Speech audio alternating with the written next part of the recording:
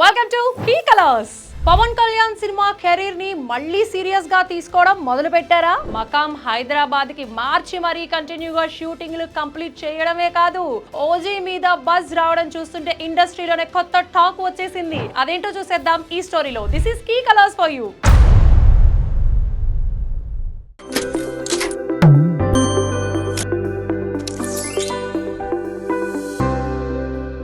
వీరమల్లు వరుసగా వాయిదాలు పడి ఎప్పుడు బయటపడుతుందో, అది ఎప్పుడు విడుదల అవుతుందో తెలియని పరిస్థితుల్లోకి వెళ్ళిపోయింది. కొత్త ట్రైలర్ వచ్చినా ఊపు మాత్రం రావడం లేదు. మామూలుగా అయితే ఇలాంటి పరిస్థితుల్లో నెగిటివిటీ ఆటోమేటిక్ గా స్ప్రెడ్ అయిపోతుంది. పైగా ఇప్పటికే వీరమల్లు కొనడానికి బయ్యర్లు లేనే లేరు అనే మాట రావడం కూడా వింటూనే ఉన్నాం.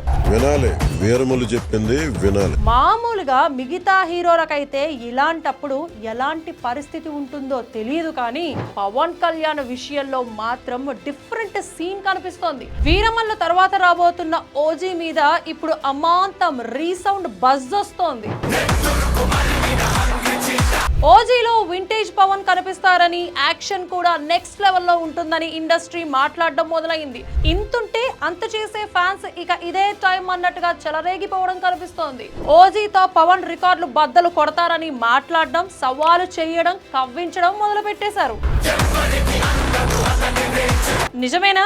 ఒకటైతే చెప్పి తీరాల్సిందే, పాపులారిటీ ఉన్నా హిట్ ఫ్లాపులతో సంబంధం లేని ఫాలోయింగ్ ఉన్న పవన్ కి ఇప్పటి వరకు ఇండస్ట్రీ హిట్ లేదు. అత్తారింటికి దారేది టైంలో ఆన్లైన్ లో సినిమా లీక్ అయినా పెద్ద హిట్ అయితే అయ్యింది, కానీ రికార్డులు సెట్ చేసే రేంజ్ ని అందుకోలేకపోయింది. ఈలోగా రాజకీయాల్లోకి రావడం, అడపాదడపా మాత్రమే సినిమాలు చేయడం పవన్ కి మామూలు అయిపోయింది. ఇలాంటి టైంలో ఇప్పుడు ఓజీ మీద కొత్త టాక్ బయలుదేరుతోంది. పవన్ ఇండస్ట్రీ రికార్డులు కొడతారు అని మాట్లాడడం వినిపిస్తోంది. సాహో లాంటి ఓవర్ హైప్డ్ మూవీతో వచ్చి డీలా పడిపోయిన తర్వాత డైరెక్టర్ సుజీత్ నుంచి వస్తోంది ఈ ఓజీ మూవీ. మేకింగ్ స్టైల్ తో పాటు పవన్ కూడా కాస్త ఫిట్నెస్ లెవెల్ పెంచినట్టు కనిపించడం, ప్రామిసింగ్ టాక్ రావడం చూస్తుంటే హిట్ పడుతుంది అనే ఫీలింగ్ చాలా మందికి వస్తోంది. అలాంటోడు మళ్ళీ తిరిగి వస్తున్నాడు అంటే వీరమల్లు మొదలు పెట్టాం కాబట్టి రిలీజ్ చెయ్యాలి అన్నట్టుగా సీన్ తయారైపోవడము, ఓజీ కాస్త ట్రెండీగా మారడం చూస్తే 2 నెలల గ్యాప్ తో పవన్ కళ్యాణ్ సినిమాలు 2 రావడం ఖాయం అయిపోతోంది. ఈ ఓజీ ఏ మాత్రం ఆడినా పవన్ భగత్ సింగ్ తో పాటు మరికొన్ని ప్రాజెక్టులు కమిట్ అవుతారు అని కూడా అనిపిస్తోంది.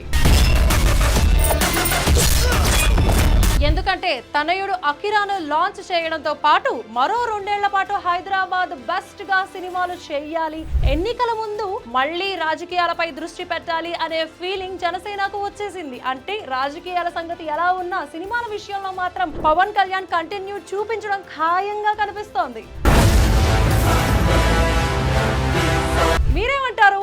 వీరమల్లు సంగతేమో గానీ అందరూ ఓజీ గురించి మాట్లాడడానికి అసలు కారణం ఏంటి? కమెంట్లో చెప్పేసేయండి. This is Key Colours and don't forget to subscribe Key colours.